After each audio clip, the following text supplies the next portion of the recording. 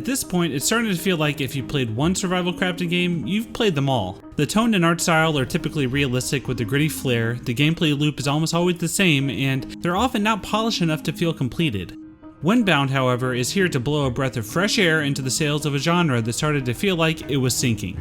Developed by 5 Live Studios, Windbound is a single-player survival game with a stylized watercolor aesthetic reminiscent of The Legend of Zelda: The Wind Waker. It features sailing, ancient voices humming in the background, and more to further establish the charm. I recently got the chance to go hands-on with this gorgeous survival game featuring gameplay from the very start as well as a midway save file to show typical progression. Overall, I came away impressed.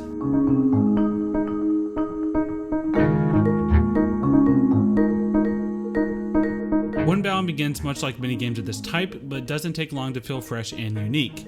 You awaken in a deserted region of the idyllic Forbidden Islands as Kara, an abandoned warrior surrounded by stormy seas. The goal is to explore and adapt to the landscape around you and embark on perilous adventures. That's not very original, but the execution here is where it truly soars.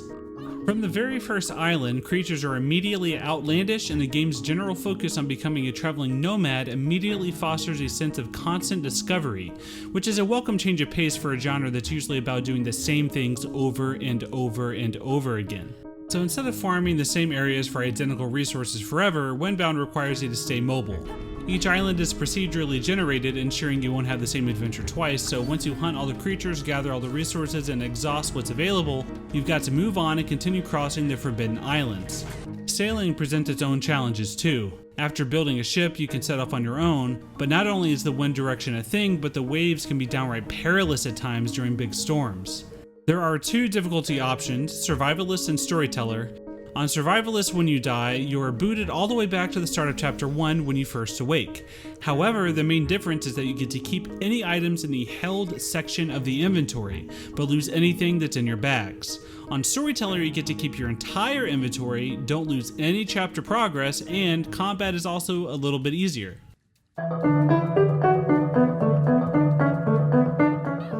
Speaking of combat, since Windbound is a third-person action-adventure style game from a gameplay mechanics perspective, the flow of battle is better than most in the survival genre. There's an enemy lock-on function, plus a variety of weapons. You've even got the ability to dodge roll and be stealthy by crouching and sneaking. It's fast-paced and just a tad bit floaty, something I kind of like since it made things feel unique. Another unexpected standout is just how good it felt to explore and roam around the islands. Character animations are surprisingly fluid, especially while climbing and swimming, with a really slick physics system behind it all that reminded me a little bit of Breath of the Wild when Kara inevitably falls or gets hurt. It's just silly enough to be endearing, but not wonky. Windbound is a familiar formula in a foreign package that effortlessly blends together elements of survival crafting games along with roguelikes and procedurally generated sandbox adventures. The story is all still a bit of a mystery, but based on just an hour or so with the game, I'm already intrigued to learn more and see where the waves take me next.